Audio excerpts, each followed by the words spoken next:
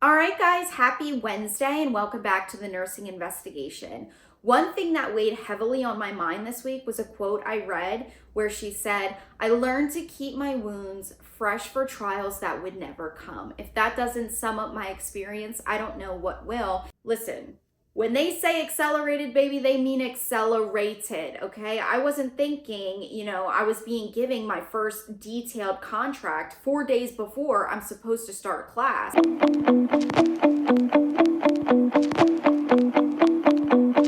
Sign this now or you lose your seat kind of feeling. Like, if I did not adhere to what was in front of me, if I did not sign that admissions agreement, if I would not be allowed to go to orientation, right? You have to sign that first contract because that guarantees them that money, right? You're signing to agree to pay. You're signing to do business with them.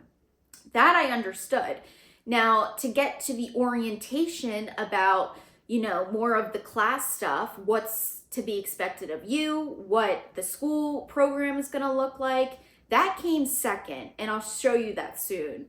To put in months of effort to get into the school and actually sitting down with your admission representative and signing that first legal outline of like your payment and things like that, the legal terms of it all. And then hours later, being thrown into orientation to sign another contract 4 days before your classes are due to start. That seems very rushed to me and how I felt in my experience.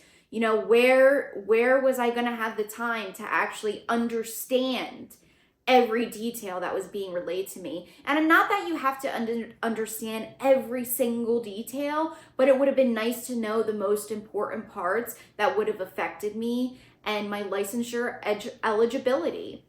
When I sat in that admissions office right across from the representative, all he said to me was, this is what you're signing to. You're going to agree to pay us. Here's your program information.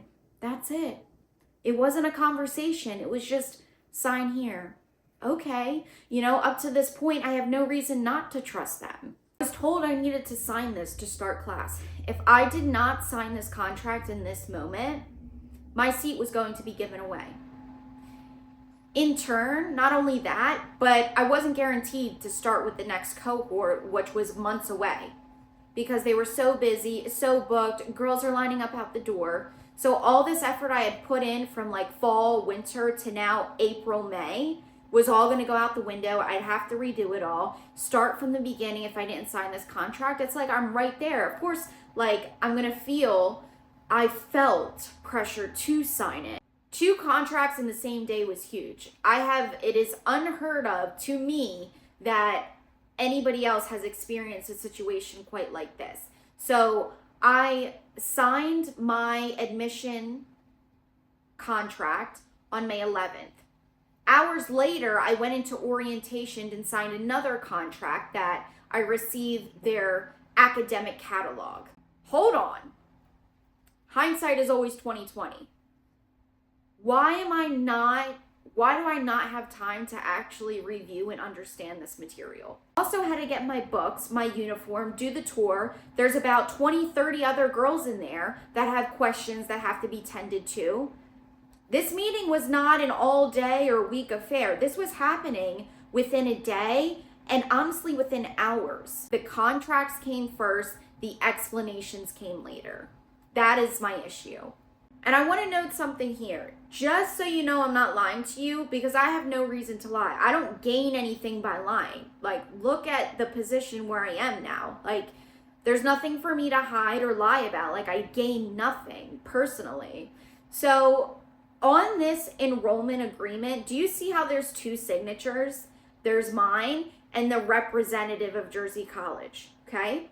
Then I get to the attestation for the academic catalog. The other contract I have to sign, this basically is me acknowledging I've been provided with access or received a copy of the Jersey College academic catalog. I'm not disputing that. And I want you to note on that second contract, the one I received in orientation, acknowledging I was in receipt of the academic catalog, I want you to notice how there's only one signature there. So had I have received the full details in the admissions office, the representative's signature would have been on it as well. But I'm not lying, because it's only my signature, because we were in the orientation class together. Like I said, 20, 30 other girls in there with the dean, another teacher. They're not going to go around initialing everybody's page. It was a packet just given to you to sign, and you had to hand it in before you left. I think this is very crucial and important because it shows how I experienced my enrollment process of signing now and understanding later. The exit exam, predictor exam, the graduation language, I think it's very important. And I kind of want to play devil's advocate, right? I want to check all my boxes. Any question I haven't asked myself yet, I want to. So throughout these contracts, throughout this catalog, when they refer to the exit exam, they don't always refer to it as an exit exam. As a matter of fact, they never referred to it as a standalone high stakes exam. That is very confusing. Something that important should not be that confusing. On its own page in big bold letters, what I feel like could have happened was, this is a standalone high stakes exam. This is the hardest test you will probably ever take in nursing school. Check. This is the hardest test you will ever take in nursing school. This is what it is. And then explains it, the difficulty that, and I've even heard girls say it's harder than the NCLEX, especially depending which vendor's exam you take, whether it's Kaplan, ATI, HESI, whether it was the school's own made up exam. So at the time, I didn't understand that this meant that it was a high stakes exam.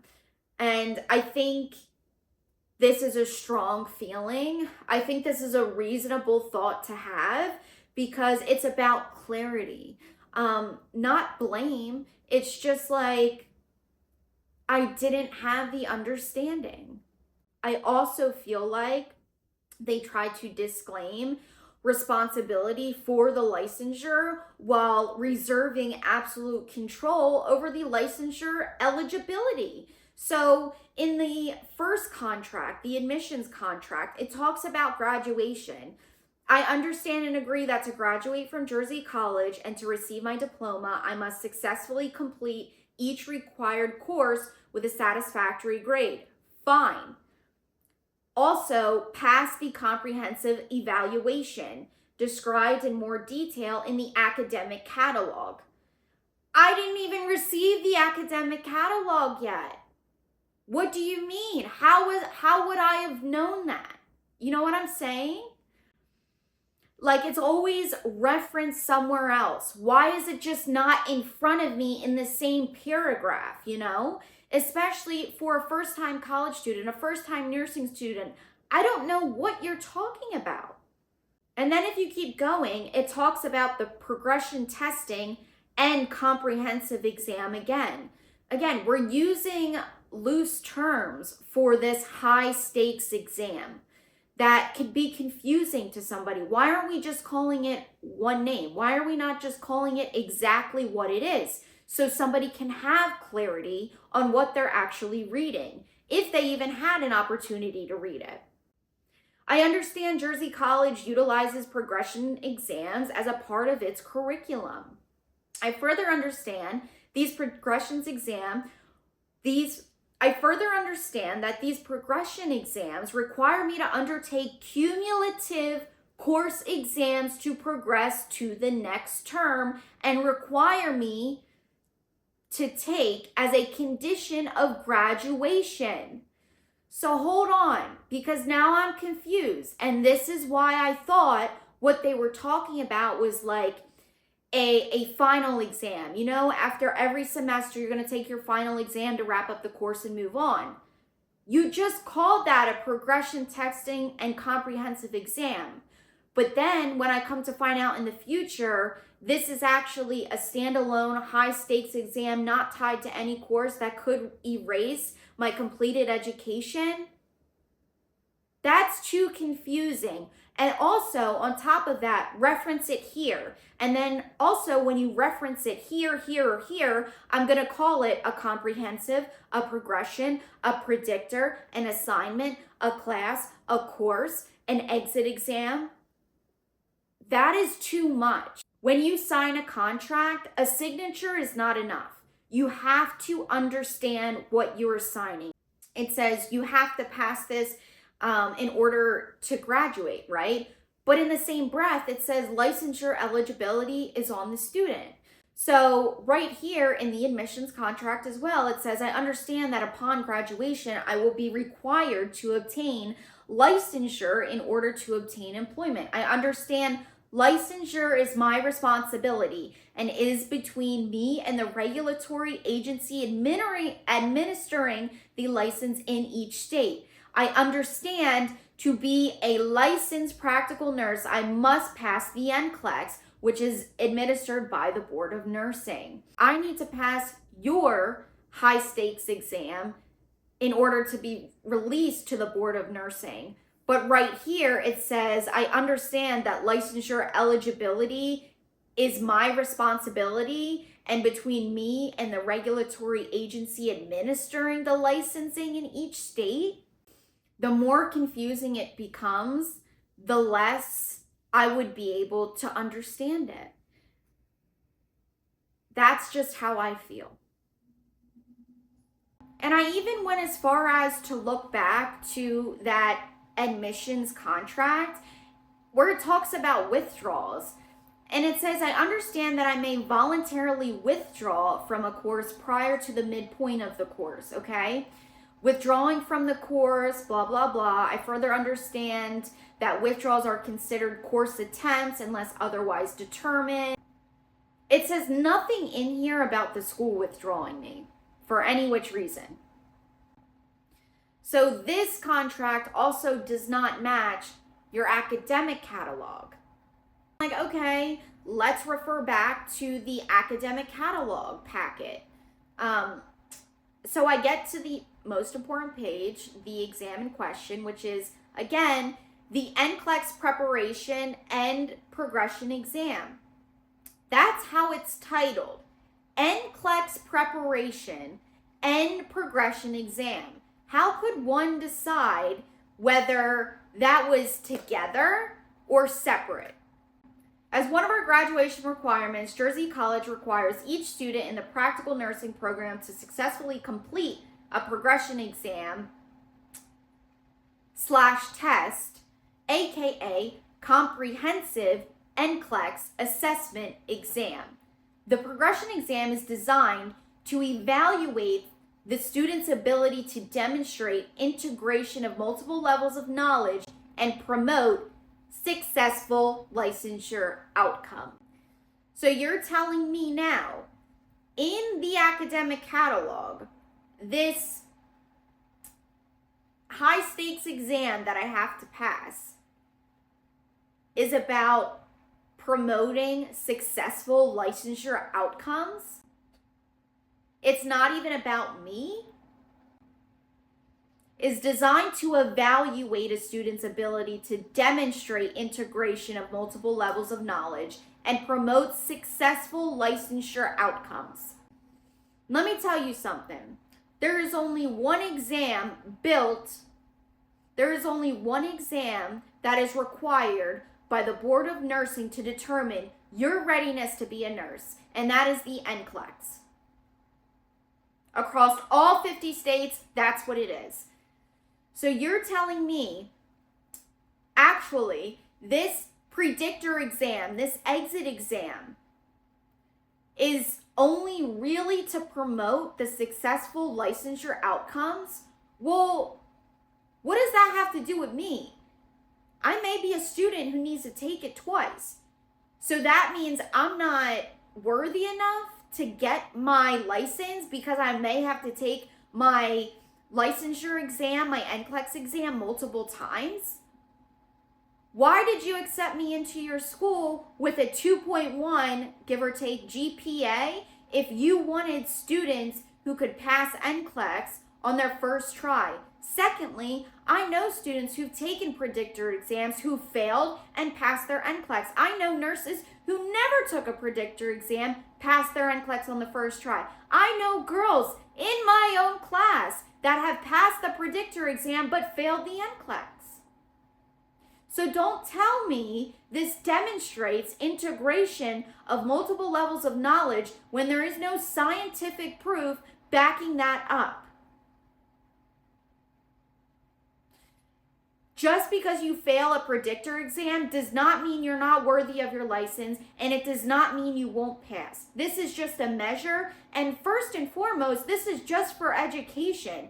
I even went on ATI's website, for example, just to name one, we'll get into this later, but it says that they don't condone this being used in a high stakes manner. This should be used for educational purposes. Another example that stood out to me. The thing that stuck out to me was it says comprehensive assessment exams. But below that, it says lessons and assignments. Below that, it says progression exam.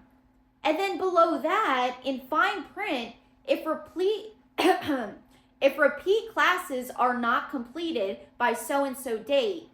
And then to the right, it says class sessions. Like, is it a high stakes exam? Is it NCLEX prep? Is it a final? Like, what is it? Why are we calling it so many different things that a first-time college student, a very new nursing student, is expected to know? A predictor exam that stands alone, that is a pass or fail, that is not an assignment. That is not a course. That is not a class. That is not a final. So I keep going and I'm like, okay, well, what am I doing right before said progression exams? High stakes exam, right? So I keep going and it says, okay, at the end of September to the beginning of October, you're taking a comprehensive test in the NCLEX Saunders book. Okay. So that didn't count. That's I'm sorry. You just said a comprehensive test. You just said a comprehensive test. You just said, I'm sorry, you just what is that TikTok? I'm sorry, you just said. It says a comprehensive test in the NCLEX Saunders book. Take questions, review.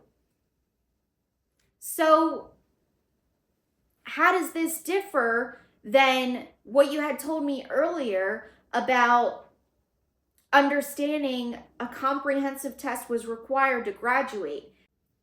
I did take that test. That was completed. So was that not what I needed to graduate? Because in your attestation for the academic catalog in that same packet, it says here, I understand and agree that to graduate from my program of study, I must complete each required course with a satisfactory grade and pass the comprehensive evaluation. See progression testing and catalog for additional details. Well, I did look in the catalog, and it says my comprehensive test was on September 29th. Did that not count towards anything? And if that was practice, why weren't the ones after it practice? Why wasn't just, learning how to answer NCLEX type questions what I needed to graduate? Just showing the school, hey, I'm taking all these questions, I'm learning. That's totally understandable. If you want me to take 5,000, 10,000 questions, I would have done it before I took it. I would have signed something to say, I'll prove to you I did 5,000 questions before I go take it to make sure I'm putting my best foot forward. Not a problem. But how does one decipher what you're talking about? So wait, in September, it's a mock exam, it's a practice exam, but in October, it can erase my whole education and keep me from getting my license? Does that sound right to you? You know that song by Taylor Swift that goes like, they caged me, then they called me crazy? Does anybody know the title of that song? Anyways, Miss Price waited 5 years, ... Again, it feels like the responsibility is falling on me, the student. That's interesting because an arbitration clause could essentially prevent someone from going to court, can it?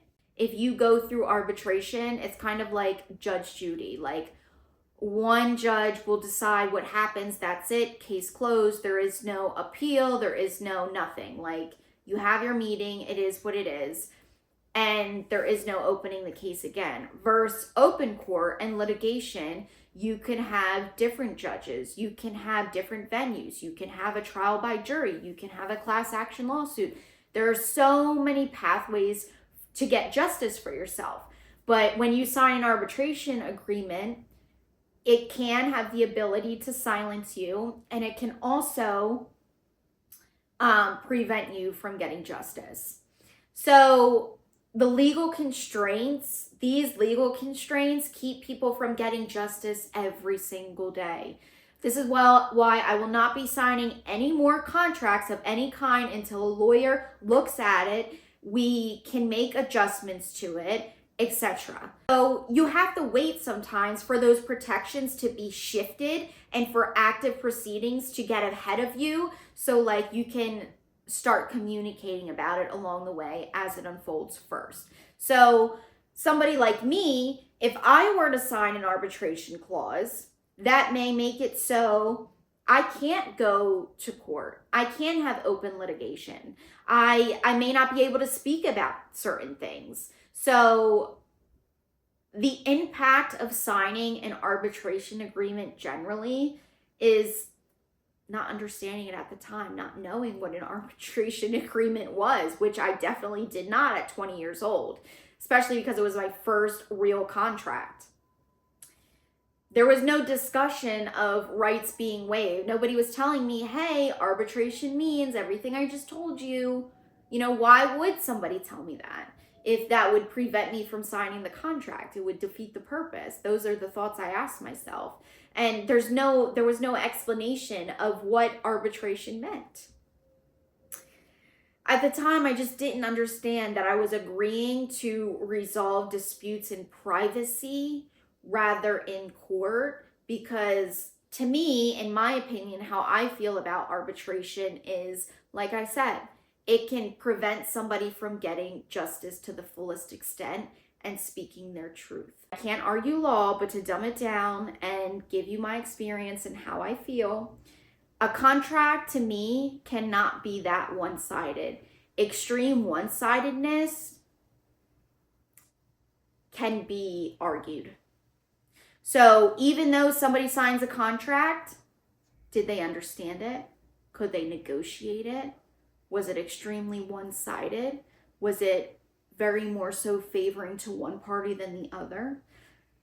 A lot of questions like that need to be asked. So it's not as simple as, she signed the contract, so that's the proof. It doesn't work like that. On page 3 of the admissions contract, there was an arbitration agreement. So when somebody says, Ms. Price waited 5 years to do anything about this, hypothetically speaking, if somebody said that, did she?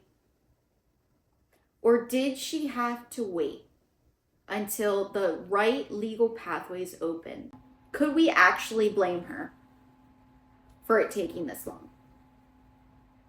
What was she supposed to do? If you ever see, here's another example of something I didn't know at the time. If you ever see a limitation on liability or indemnification, here's another thing. When we talk about contracts being so one-sided, it's not fair to another party. Now, I'm not accusing anybody of anything, but this is written in black and white. It says, no action, regardless of form, arising out of the services under this agreement may be brought by me more than 1 year after the cause of action has occurred. It also has you agree to not holding Jersey College, nor its affiliates, etc., for any damages. So essentially what it's saying is, not only will you be stuck in arbitration, but you have a year from your problem to bring it to us to even get in the arbitration room. And then it doesn't even matter because you're signing away your damages. So even if we do anything wrong, you're not going to hold us accountable.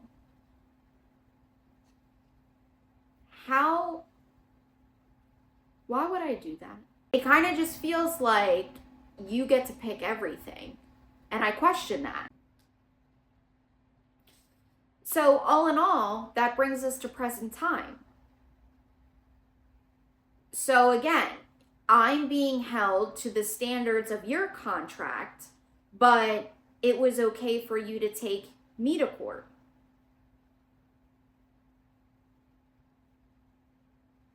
What does that mean? In your contract, it says we are to go to arbitration for any issues superseding the contract in the future, eternity, in outer space, whatever. Hypothetically speaking, all right? It was okay for you to take me to court.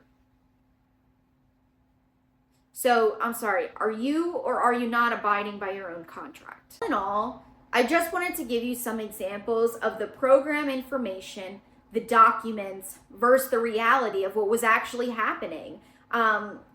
Expectations that were set verbally or in admission materials at the very beginning in our second video where I went over, the pamphlet and what was to be expected. The program structure differed much later. The requirements became clearer after enrollment, although I was already 50% of the way through when I started to understand because of the cohorts just past me who were a little ahead. I started hearing whispers of like, this exam I took was so hard. Seriously, like 80-90% of classes are not passing this exam. Like, for example, hypothetically speaking, you could start out with a group of 30 girls and maybe a handful will actually get to go take their license from each class. That's how bad it was. That is what I saw. That is what I witnessed. That is my experience. In the admissions contract, it says after completion of 50% of the program, you don't get a refund. You're on the hook for 100% of that tuition. How convenient. So why didn't you just stop, Clarissa? Well, I'm here now. What am I going to do? I'm already tied in. This is why context matters. I think that really stands out to me as an adult to this day, being rushed or pressured to do something in the moment. I will never, accept that in a situation again. Nothing good comes out of it ever. What I thought I was agreeing to was in this enrollment agreement. These 2 boxes in this enrollment agreement. Later to find out the program was actually longer than listed because of these set exams. The clock hours I put in after that aren't even on here. All that time I spent in the school, studying, didn't matter. I definitely have more hours than this. The time I sat in school taking those exams, if they were so important, why didn't those hours count? Why weren't those hours added to my clock hours? Because look here, it says clock hours 459, and that coincides with what I was given. Remember, I was given the curriculum plan at the very beginning with the pamphlets and, what was going to be expected of me. It says total hours 459. So when I looked at that first admissions contract and I saw that 459, I'm like, yeah, everything adds up. Yeah, like this is what I'm doing. What's not listed there? The anticipated coursework completion date of 9/16/2018, right? that's when I'll graduate. That's when everything is completed, no? So all those exams I took, all that study time, like, if it's so important, why isn't it in here? If I actually needed it to graduate, like in reality, not in theory, like, why isn't it listed? Why am I not getting credit for that? Before we end, I just wanted to answer some questions for the week. First, I got a lot of questions on why did it take so long to speak about this? And I believe that question has been answered now. I tried to be fair and handle it internally. I was reviewing legal options, regulations, litigation began, so certain protections had shifted, which allowed me to take this path. Another one was, why didn't you read it before signing? I also believe this question has been answered in this video, but I'll leave it at there's a difference between being handed a paper and having the opportunity to understand it. I think being handed your first real legal outline and signing it, and then hours later being given an explanation what you were signing, expect when you're talking to somebody who does this for a living, when you're talking to nurses, an admission representative, lawyers who create these contracts, this is their specialty, right? They should know what you need to know, and it should be relayed to you. It shouldn't just be in the fine print. It shouldn't just be in the contract. It shouldn't be buried somewhere. It should be very clear and initialed everywhere that this was not only explained to you in writing, but also verbal. Like, there's clarity here. And in my experience, I didn't receive that. I don't think the question is, why didn't you read it before signing? I think, why wasn't I given time to read it before signing? Given is the right question based off of this video. Also, somebody wanted to know, why I didn't just repeat the program? If that was the only thing keeping me from my license, well, if I repeated the program and then I ended up back in the same position by not passing these exit exams again, I would be back in the same boat, right? Like, the pattern would keep repeating itself. The outcome would be the same because the academics weren't the problem. It was this high stakes exam keeping me from getting my license is the problem. I don't need this exit exam to become a nurse. Erasing hard work over a technicality doesn't seem like a neutral or responsible response. Again, I think it places responsibility on me, the student, and not the program who created it. Also, I would not be receiving credit again for those repeated courses. So I'm doubling my credit, erasing my prior education technically, but also not receiving new education for redoing the education. Huh? I also would have to pay again. And also, there's no guarantee of licensure. So why would I do that? How would I even trust them to sit back in that spot if they've done this to me? You know, I think the question is more so, what can be done to allow me to get my license? What can we do to let me get my license? Why is repeating classes I've already taken and passed and the hours and everything, why am I erasing my hard work? For whose benefit? When you take college classes, that's a part of your academic history. That doesn't go anywhere. It's not supposed to go anywhere. Could you imagine going through your senior year of high school, being in 12th grade, and you fail an exam that isn't even required to graduate, and they're just like, you gotta repeat the year, and I'm gonna make your parents pay for it, and you're gonna keep repeating it until you pass this exam that isn't even required to. Or like, if your car fails inspection, the state makes you get a new car every time. Could you imagine? Or like, a lawyer fails the baby bar and they're like, you need to retake all your lawyer classes again. Like, could you imagine? That's what you're asking me to do. It makes no sense. The academics aren't the problem. The car isn't the problem. The problem is the problem. No one benefits from that, but who's making the rules? That is the problem. Is a signed contract binding? So let's say, Clarissa, you really didn't know, but because you signed the contract, what happens?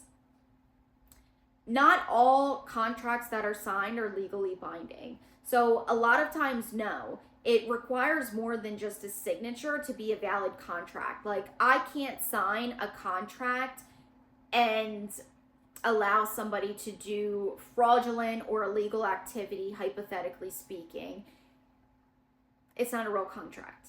It requires a meeting of the minds. It requires negotiation. It requires some sort of fairness, like not one party having complete leverage over the other, like they both have to receive something out of it, as long as everybody, like there's a lot of things that go into it. Definitely something to research just for your own life, so when you go to sign your next contract, things you could do that I didn't know you could do. But no, a contract is not always binding just because you signed it. Thank you so much for watching. Thank you so much for listening. I'll see you guys next week. I truly hope this does not happen to anybody else. Last week I wasn't crying. This week I have a little bass in my voice because this has totally stripped my confidence of the medical field, healthcare, nursing, and I'm trying to get all of that confidence back. So I'm glad that I'm speaking up, because you know what? Like at the beginning, I was like you, and I wanted you to feel that, because like at the beginning you were like, well, why would a school do this? Why would a school sue her? Schools just don't do this, blah, blah, blah. I wanted you to feel like that because that's how I felt. I trusted my college too, and I thought they were right. I thought they were smarter. They were richer, of course, like they're right? But that's not the way the cookie always crumbles. And I think once you start to understand, as more details come out over time, exactly what happened and how to prevent it for yourself, or do with this what you will. On top of everything we just discussed, how do you feel about signing a contract before you understand it? On top of that, how would you also feel about somebody with a 2.0 GPA having to understand approximately 50 pages in legal material in a matter of hours? That is making a life-changing decision.